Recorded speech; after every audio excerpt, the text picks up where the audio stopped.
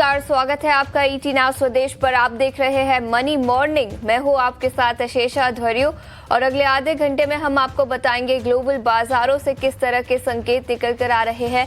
याद रखिए, tariff war front पर काफी कुछ कमेंट्री फिर एक बार निकल कर आई है, उस पर चर्चा करेंगे। एक करके कई सारे दिग्गज मेहमान हमारे साथ जुड़ेंगे। आज के सत्र पर रणनीति बताने के लिए डिम्पी कालरा भी हमारे साथ जुड़ेंगे। शो के आखिर में कमोडिटी मार्केट पर किस तरह के कॉल्स बनाने चाहिए, उस पर भी नजर डालेंगे। तो बने रहिए हमारे साथ। अगले आधे घंटे में पावर पैक शो हम आपके लिए लेकर आएंगे और आज के ट्रेडिंग सेशन के लिए आपको तैयार करेंगे। लेकिन सबसे पहले ग्लोबल बाजारों से किस तरह के संकेत निकल कर आ रहे हैं, उस पर नजर डालते हैं। और डोनाल्ड ट्रंप से फिर एक बार काफी कुछ कमेंट्री निकल कर आई है, दो बड़े बयान। सबसे पहले उस पर नजर डालेंगे। फार्मास्यूटिकल प्रोडक्ट्स पर फिर एक बार टैरिफ लगने की कमेंट डोनाल्ड ट्रंप ने की है, तो फार्मा सेक्टर पर आज फोकस रहेगा। और इसके अलावा चीन पर अतिरिक्त टैरिफ अनाउंस किया है। रेसिप्रोकल टैरिफ की ये वॉर गहराती हुई नजर आई, जिसके चलते सभी बाजारों पर इम्पैक्ट दिखा है। अमेरिकी बाजार कल दिन की ऊंचाई से गिरावट के साथ बंद होते हुए नजर आए। एशियाई बाजारों में भी आज सुबह गिरावट निकल कर आई है। और गिफ्ट निफ्टी की बात करें तो 200 अंकों की गिरावट के साथ 22,440 के आसपास गिफ्ट निफ्टी कारोबार करता हुआ। लेकिन अभिषेक अब हमारे साथ जुड़ चुके हैं। अभिषेक, गुड मॉर्निंग। ग्लोबल बाजारों से संकेत कमजोर, गिफ्ट निफ्टी से भी दबाव के संकेत निकल कर आ रहे हैं और टैरिफ वॉर गहराती हुई। डोनाल्ड ट्रंप से फिर एक बार चीन को लेकर कमेंट्री आई है, फार्मा प्रोडक्ट्स को लेकर कमेंट्री आई है, जिसके चलते ग्लोबली अनिश्चितता अभी भी बरकरार रहती हुई नजर आई।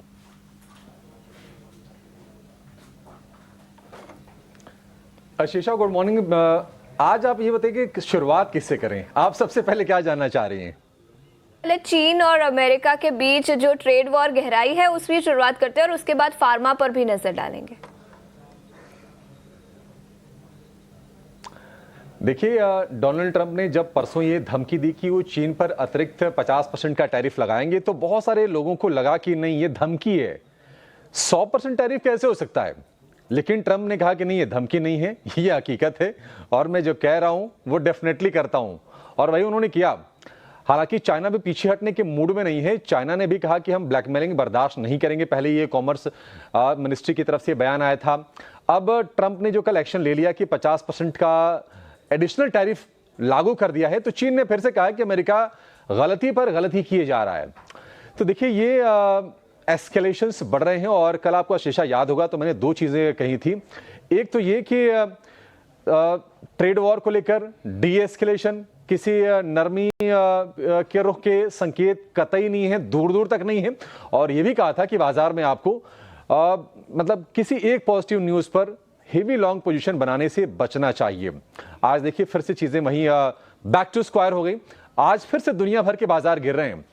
कल हमने डाउ जोन्स को देखा, ऊपरी स्तर से करीब 1700 अंक टूटा। नैस्डैक की बात करें, ऊपरी स्तर से करीब 1000 अंकों के आसपास का प्रेशर आया। वही स्थिति रही S&P 500 की। ट्रंप पे आप यकीन करके चल नहीं सकते। ट्रंप के मन में क्या चल रहा है, उनके बहुत जो करीबी है वो भी नहीं जानते हैं। और जो करीबी है उनके मन में भी सवाल उठ रहे हैं कि यार, ट्रंप कर क्या रहे हैं। एलन मस्क की अब ट्रंप से लग रहा है कि ट्रंप के साथ जो रिश्ते हैं वो थोड़े से खटाई में पड़ते हुए दिख रहे हैं। उसकी आगे हम चर्चा करेंगे। लेकिन चाइना पर जो एडिशनल टैरिफ लगा, ये 50% का, टोटल टैरिफ हो गया है 104% का। देखिए, आपको याद होगा आशीषा कि ट्रंप के जब इलेक्शन कैंपेन्स चल रहे थे तो उन्होंने ये कहा था कि चीन पर वो 60% का टैरिफ लगाएंगे। और 60% नहीं, जब शुरुआत की उन्होंने टैरिफ की तो पहले 10% लगाया। लोगों ने कहा कि कथनी में करनी में फर्क होता है, लोग बिजनेस टाइप्स को तरजीह देते हैं। और वो धमकी थी 60% की, लेकिन 60 नहीं, अब मामला 104 तक पहुंच गया है और एक नए वॉर की शुरुआत हम कह सकते हैं। और चीन पर अमेरिका का जो टैरिफ है वो सबसे ज्यादा है। अगर डोनाल्ड ट्रंप के आप बयान की बात करें, देखिए, ट्रंप के बयान को मतलब कब सीरियसली लें कब ना लें, वो क्या कहेंगे, मैं बार बार कहता हूं कि बहुत ही अनप्रेडिक्टेबल है। और हम रोज रोज तमाम एक्सपर्ट से बातचीत करके समझने की कोशिश करते हैं ट्रंप के मन को। लेकिन सबका कहना यही होता है कि बड़ा मुश्किल है। अब ट्रंप ने यह कहा है कि चीन चाहता तो है डील करना, बट उसे यह समझ में नहीं आ रहा है कि नहीं, पहल कैसे करें, हमारे दरवाजे खुले हैं। मतलब ट्रंप नेगोशिएट भी करना चाह रहे हैं, एक तरफ टैरिफ भी लगा रहे हैं, चीन झुकने को तैयार नहीं है, तो मामला पूरी तरह से एस्केलेटेड है, कोई नरमी के संकेत नहीं है। हालांकि व्हाइट हाउस के ऑफिशियल्स के जरिए जो बयान आ रहे हैं वो ये कह रहे हैं कि ट्रंप के ट्रेड अधिकारी जेमिसन ग्रियर हैं, उन्होंने कहा कि करीब 50 देश हमसे बातचीत करने के लिए अप्रोच कर चुके हैं पर्सनली, और वियतनाम, इसके अलावा अर्जेंटीना, इजराइल ये टैरिफ घटाने को लेकर रेडी भी हो गए हैं। और केविन हैसेट ने एक बयान दिया है, जो कि व्हाइट हाउस के एडवाइजर हैं केविन हैसेट ने यह कहा है कि जापान और साउथ कोरिया जैसे अलाइज को अब हम प्राथमिकता देंगे। लेकिन देखिए, चाहे वो जो कहें, मतलब ट्रंप हो, ट्रंप के ऑफिशियल्स हो, उनकी बातों कोई गंभीरता से ले नहीं रहा है।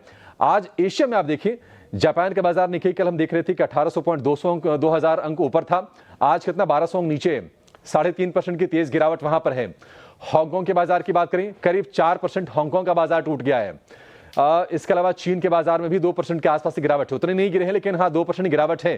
कोरिया के बाजार में कल हल्की सी तेजी थी, आज 1% की गिरावट है। तो एशिया में फिर से हम चौतरफा गिरावट के लिए तैयार होते हुए दिख रहे हैं, और गिफ्ट निफ्टी भी इंडिकेट कर रहा है कि आज 200 अंकों की गिरावट पर शुरुआत कर सकता है गिफ्ट निफ्टी। अब आप ये देखिए कि ट्रंप और उनके बेहद खास एलन मस्क, ट्रंप ने जब शपथ लिया था, जब उसमें स्पीच दिया था, आपको याद होगा कि वो फुटेज बहुत चर्चा में रहा था कि एलन मस्क नाचते हुए स्टेज पर गए थे। एलन मस्क ने ट्रंप के टैरिफ एडवाइजर पीटर नोवारो पर काफी एक सख्त तल्ख बयान दिया है, तंज कसा है, और उनको मतलब मॉरन कहा है, और कहा है कि dumbest than a sack of brick, मतलब कि ईंटों से भरी बोरी से भी ज्यादा मूर्ख बताया। क्यों बताया? क्योंकि पीटर नोवारो ने कहा कि मस्क जो है वो कार असेंबलर है। दरअसल मस्क ने यह कहा था कि ईयू के बीच में और यूएस के बीच में जीरो टैरिफ वाली सिचुएशन होनी चाहिए, और इस पर ही नोवारो ने प्रतिक्रिया दी थी, कहा था कि वो असेंबलर हैं तो वो ऐसा कहेंगे। इसके बाद हमने देखा था कि मस्क ने उनकी हार्वर्ड की डिग्री का मजाक उड़ाया था। तमाम चीजें हो रही हैं, लेकिन देखिए खतरा कायम है। आज एक फिर से हो सकता है कि जो गिरावट आपको गिफ्ट निफ्टी दिखा रहा है, उससे कहीं गिरावट आज बाजार में हम देख सकते हैं। तो ये जो अनिश्चितता वाली स्थिति है बाजार में, ये अभी बनी रहेगी, इसके पूरे संकेत मिल रहे हैं शीशा। बिल्कुल, तो अनिश्चितता वाली स्थिति अभी भी बनी रहेगी और ग्लोबल बाजारों में उसका इम्पैक्ट भी दिखा। गिरावट के साथ अमेरिकी बाजार बंद और एशियाई बाजारों में भी आज सुबह कमजोरी निकल कर आई है। अभिषेक, शुक्रिया पूरी डिटेल्स के साथ हमारे साथ जुड़ने के लिए। लेकिन ऐसे अनिश्चितता वाले बाजार में किस तरह की रणनीति बनानी चाहिए? सोमवार को भारी गिरावट दिखी, उसके बाद कल निफ्टी 350 अंकों की तेजी के साथ बंद होता हुआ नजर आया, लेकिन आज फिर एक बार 200 अंकों का गैप डाउन नजर आ सकता है, ऐसे संकेत निकल कर आ रहे हैं। ऐसे में किस तरह की रणनीति बनानी चाहिए, ये बताने के लिए अब हमारे साथ डिम्पी फोन लाइन पर जुड़ चुके हैं। Dimpy, good morning. बताएं किस तरह के ट्रेडिंग स्ट्रैटेजी बनानी चाहिए? काफी वॉलेटिलिटी रही है हाल फिलहाल में, लेकिन कौन से लेवल्स पर अब हम नजर रखें? Good morning. 60% विक्स जब एक दिन में बढ़ेगा, 20 के ऊपर विक्स रहेगा, तो आप कैसे शांति से बैठोगे? और यही बात हमने कल परसों भी आपको नोटिस कराई थी कि विक्स सबसे इम्पोर्टेंट है। कल भी आप देखो तो सिर्फ 10% विक्स घटा, और पूरा दिन भर हम यही बात कहते रहे कि भी अभी भी जो गॉज है जिससे नापा जाता है कि कुछ प्रॉब्लम्स हैं कि नहीं है, या वॉलेटिलिटी रहेगी कि नहीं रहेगी, वो गॉज आपको ये बता रहा है कि वो तो बहुत ज्यादा है, और हम सब ये फील करें कि भी बहुत कम है। ये थोड़ी बेईमानी होगी, क्योंकि वो किसी न किसी इंडिकेटर पे आके रिकॉर्डिंग होगी, और वो विक्स पे रिकॉर्ड होता ही है आपकी वॉलेटिलिटी और आपके फियर को। तो फियर और वॉलेटिलिटी है मार्केट के अंदर। ये जो 104% का टैरिफ का है, आप ट्रस्ट में, मैं आपको ये पेपर्स पे भी लिख के दे सकता हूँ, ये सारा 10 दिन में मैटर सॉल्व हो जाएगा, और मार्केट इस 10 दिन में इस टैरिफ वाले वॉर से पूरी तरह से बाहर निकलने की तैयारी करके बैठेगा। क्योंकि ये साफ हो रहा है कि ये सिर्फ चाइना और यूएस के बीच का मैटर है, किसी और देश के ऊपर वापस एक्सक्लेशन नहीं किया गया, किसी और देश के ऊपर डबल टैक्सेशन वापस नहीं किया गया, सिर्फ चाइना के ऊपर किया गया। ये क्लियर है कि इन दोनों को ही सिर्फ टेबल पे बैठना है, और किसी देश को नहीं बैठना, ना जापान को बैठना है, ना ही इंडिया को बैठना है, ना ही अर्जेंटीना को बैठना है। तो ये चीज तो बहुत ही क्लियर है। ये थोड़ा सा लॉजिकली देखना होगा, यूफोरिया में नहीं बहना चाहिए। समझदार इन्वेस्टर्स का और हल्के इन्वेस्टर्स में यही पहचान होती है। हल्का इन्वेस्टर यूफोरिया में बैठता है, अरे अरे अरे गया गया गया गया, अरे अरे आया आया, ऐसे नहीं करना है आपको शांति से और लॉजिकली सोचना है कि ये क्या हो रहा है। ठीक है, तो आप इस चीज को देखें, तो इसके अंदर ये बात साफ है कि इंडिया का तो कोई रोल ही नहीं। और दूसरा, आज पॉलिसी है। अगर आपको ग्लोबल मार्केट थोड़ा वीक है भी तो हो सकता है पॉलिसी आपको स्ट्रॉन्ग कर दे, क्योंकि 1/4% का कट यहाँ पे एंटिसिपेटेड है मार्केट का। तो आज थोड़ा वॉलेटाइल सेशन रहेगा बिकॉज ऑफ हायर विक्स, और आपके पास 2 इवेंट है। ग्लोबल इवेंट 11 बजे तक का काम करेगा, उसके बाद ही इवेंट से हमको बाहर निकलना हो, फिर हम डोमेस्टिक इवेंट में चले जाएंगे। इनफैक्ट जाएंगे तो 10 बजे ही, बट मैं 11 बजे बोलता हूँ इसलिए क्योंकि थोड़ा बहुत पोजीशन तब बनती है स्ट्रॉन्ग। तो आज आप दोनों का इम्पैक्ट देखेंगे मार्केट के अंदर, और मेरे को लगता नहीं कि मार्केट में कोई मेजर प्रॉब्लम है। द रीजन इज बिंग, मैं उसका आपको बताता हूँ, दोनों दिन शॉर्ट कवरिंग हुई है मार्केट के अंदर, और शॉर्ट कवरिंग के साथ साथ एक और अच्छी चीज हुई कि 2 इंपॉर्टेंट सपोर्ट्स हमने अच्छे से पक्के कर लिए। पहले एक दिन हमने 22,000 करोड़ का, और सेकंड डे हमने 22,500 करोड़ का। तो बहुत ज्यादा फॉल या बहुत ज्यादा पैनिक या बहुत ज्यादा चिंता मेरे को नहीं लग रही है। दूसरी बात, अभी मैं अभिषेक को सुन रहा था, वो ये कह रहे हैं कि डोनाल्ड ट्रंप को प्रेडिक्ट नहीं किया जा सकता और उन सबको प्रेडिक्ट नहीं किया जा सकता। ये बात सच है कि प्रेडिक्शन नहीं है, लेकिन ये बात भी उतनी ही सच है कि इंडियन मार्केट्स को प्रेडिक्ट किया जा सकता है अप टू सर्टेन लेवल तक। तो ग्लोबल मार्केट्स को एक लेवल तक ही आप उसको छोड़ दें कि वो आपके ऊपर इम्पैक्ट डालेगा। अदरवाइज इंडियन मार्केट्स के अपने पास भी 10 और ट्रिगर है जिसकी वजह से वो स्ट्रांग होगा या फिर वीक होगा। ये चीज भी नोटिस करके रखनी पड़ेगी आपको। ठीक है, तो ये रणनीति और कुछ लेवल्स जहां पर आपको अपनी नजर रखनी चाहिए। डिम्पी, शुक्रिया पूरी डिटेल्स के साथ हमारे साथ जुड़ने के लिए। लेकिन बाजार पर रणनीति बताने के लिए अब हमारे साथ एंजल वन के राजेश भोसले भी जुड़ चुके हैं।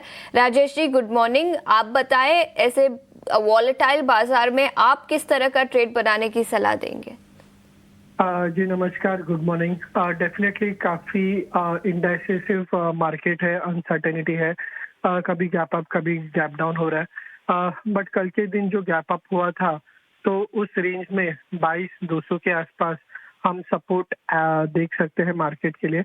And on the high side Monday को जो गैप डाउन हुआ था 22,800 के आसपास, तो वो एक रेजिस्टेंस के जैसा है, देख सकते हैं। तो 22,200 22,800 ये की रेंज रहेगा आरबीआई पॉलिसी के दिन पे।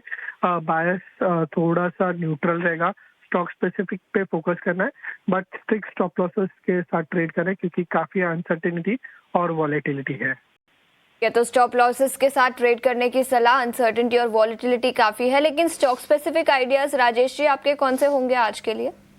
देखिए, एक बाय एक सेल कॉल है। फर्स्ट सेल कॉल है आईजीएल पे सेल है। देखिए, कल स्टॉक 4% डाउन था फ्रेश शॉर्ट फॉर्मेशन से, एंड काफी ज्यादा वीकनेस दिख रहा है आईजीएल में। तो आईजीएल यहाँ पे सेल करके काम कर सकते हैं।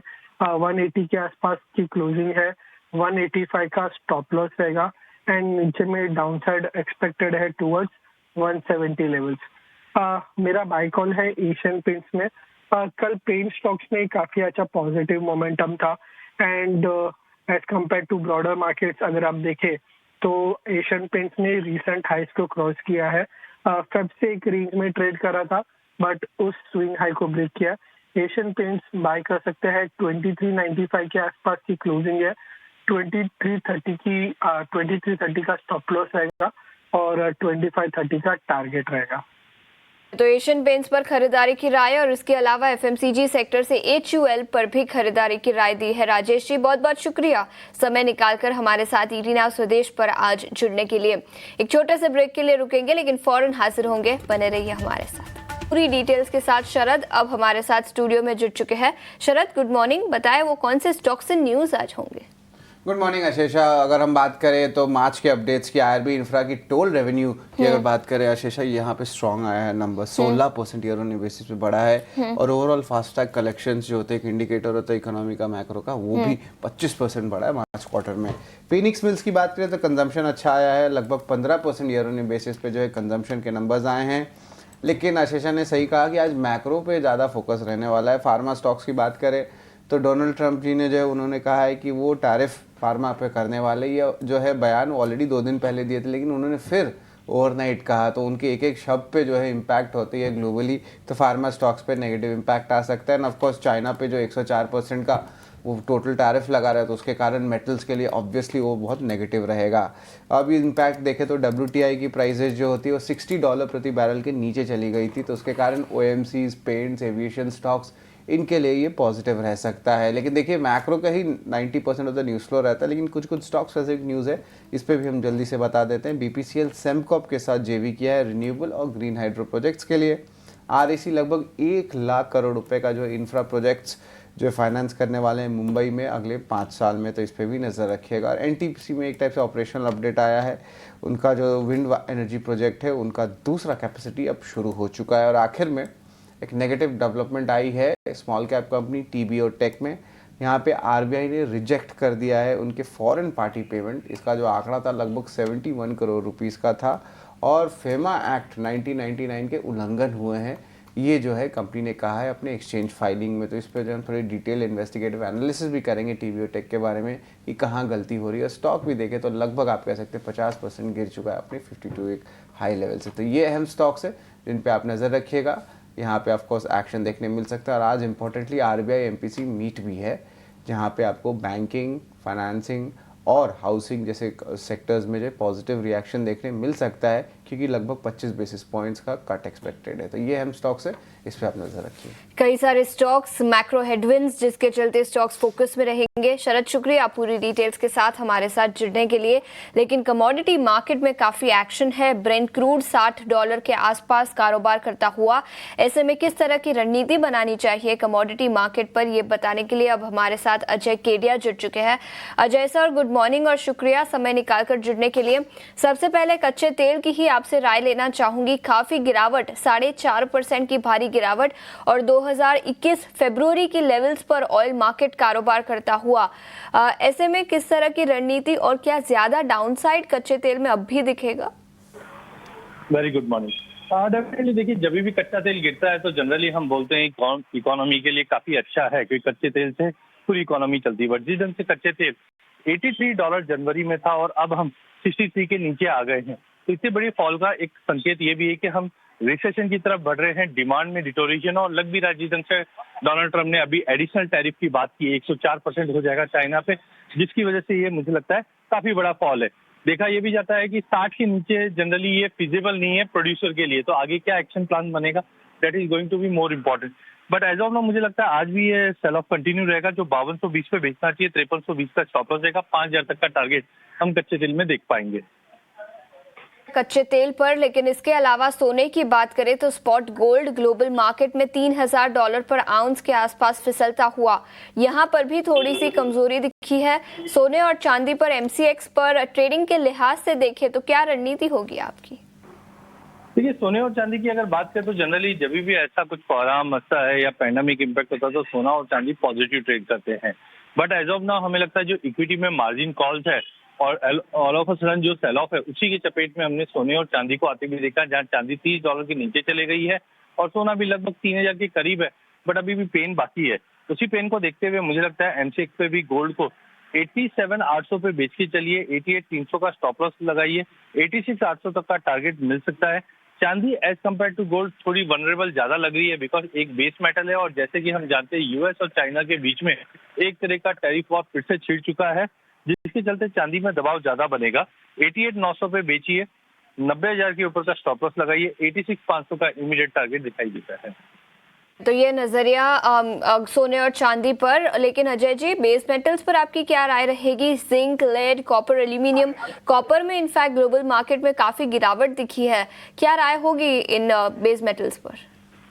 देखिए, बेस मेटल में हम जानते हैं कि कंजम्पशन और सबसे ज्यादा जो है वो चाइना पे डिपेंडेंसी है, और जिस ढंग से टैरिफ के जो एडिशनल अपडेट्स आए हैं उसके बाद से ही हमने देखा पूरे बेस मेटल में कंटिन्यू क्रैकडाउन है।